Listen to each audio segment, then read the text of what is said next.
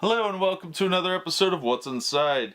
Imperial Assault Week continues as we look at this ally pack of Rebel Troopers. This one contains 3 plastic figures, 1 rule sheet, 2 deployment cards, 1 mission card, 6 command cards, 2 skirmish mission cards, 4 ID tokens, 12 ID stickers. And of course requires the Imperial Assault core game to play. These are put out by Fantasy Flight Games, and everything they've done with this so far has looked really, really good. So let's open these guys up and see what we got. Of course, you need permission to use scissors from a responsible adult if you are not a responsible adult. The game is aimed at ages 14 and up, but you never know these days. Somebody younger may be playing.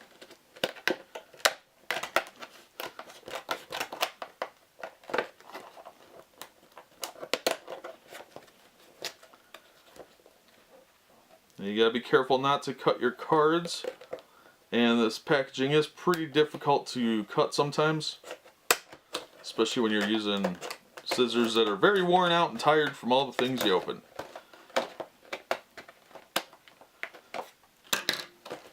So far everything's looked really good. I'm sure these will be the same.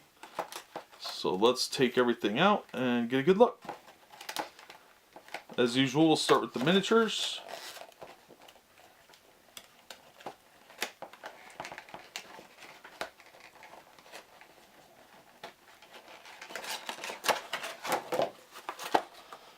Alright, here we go.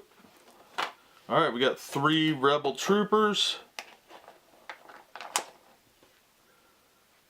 Detailing's pretty good. A little more detailed than the Stormtroopers, I think, but that might just be my opinion. I do like that they color code the guys so you can tell them apart easier. Colorblind people might actually have a little bit of difficulty with that, but I'm not sure. But yeah, it would have been nice to have different poses just like all the others, but I'm not going to complain. The price point's not too bad on these. They go for around 10 to 15 bucks. These multi-packs tend to be a little higher.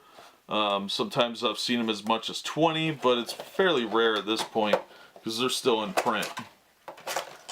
When they go out of print, I expect they'll probably go up to 25 or so. Alright, these stickers are numbered 6. And of course you get the usual red, purple, black, and blue colors.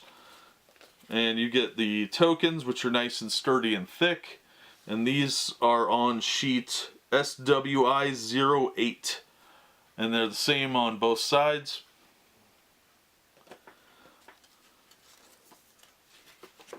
Alright, and then we've got our insert sheet here.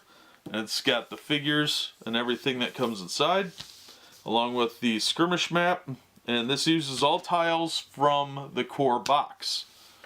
So there's a lot there. Then on the back, we've got the side mission, Brace for Impact. That's a pretty decent sized map too. And this one also uses the same thing. It's all pieces from the core box set.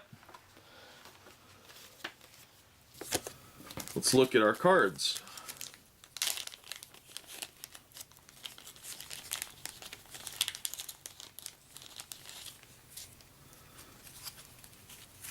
Alright, we'll start with the command cards. There's 6 of them. First up we have Reinforcements. Use at the start of a round, choose one of your defeated troopers that has a reinforcement cost of 3 or less. Place that figure adjacent to any figure of its group. Cost of 2.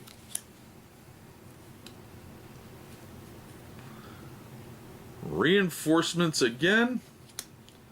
Grenadier, Trooper, deplete, choose a space within 3 spaces, and roll 1 red die. Each figure on or adjacent to the chosen space suffers damage equal to the damage result. 3. Provoke, cost of 1. Use after you resolve an activation to choose a hostile figure adjacent to one of your troopers or guardians. That figure's group must activate next if able.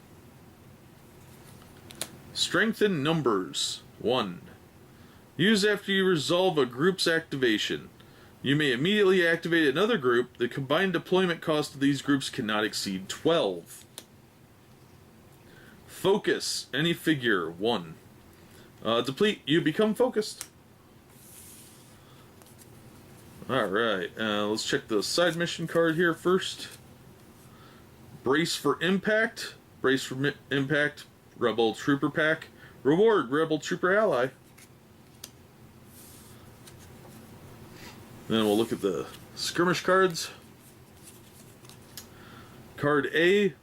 Shadow War. Genosis Foundry. Doors are locked. A figure can open a door. Health 10. Defense 1. Black die. To open it, a figure can attack a generator, health 15, defense 1 black die. When a generator adjacent to a player's deployment zone is destroyed, that player's opponent gains 20 VP. Weapons Project. This is card B, Genosis Foundry. A figure can retrieve an experimental weapon.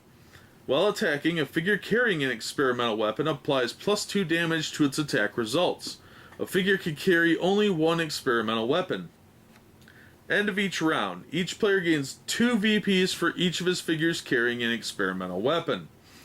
A player gains 4 VPs when one of his opponent's figures is defeated while carrying an experimental weapon. Well, that's a double-edged sword, isn't it?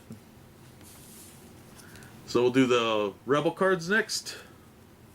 Red card first. Rebel Trooper. Trooper, 9/3. Surge of Pierce 2. Surge of +2 accuracy. Aim. If you have not exited your space during this activation, apply +1 damage and +2 accuracy to your attack results. Exhaust. Get into position, gain 4 movement points, and become focused. Health 5, speed 4, defense 1 white die. Attack blaster 1 blue, 1 yellow. Rebel Trooper, gray card, 6./2. Surge Pierce 1. Surge +1 accuracy. Aim. If you have not exited your space during this activation, apply +1 damage and +2 accuracy to your results, your attack results. Health of 3. Speed 4. Defense 1 white die. Blaster attack of 1 blue, 1 yellow. So that's all the cards.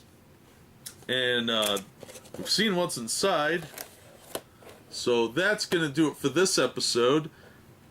Imperial Assault Week continues in the next episode, but in the meantime, I want to thank my buddy Wyatt for letting me open all his cool stuff. And thank you all for watching, and we hope to see you next time on What's Inside.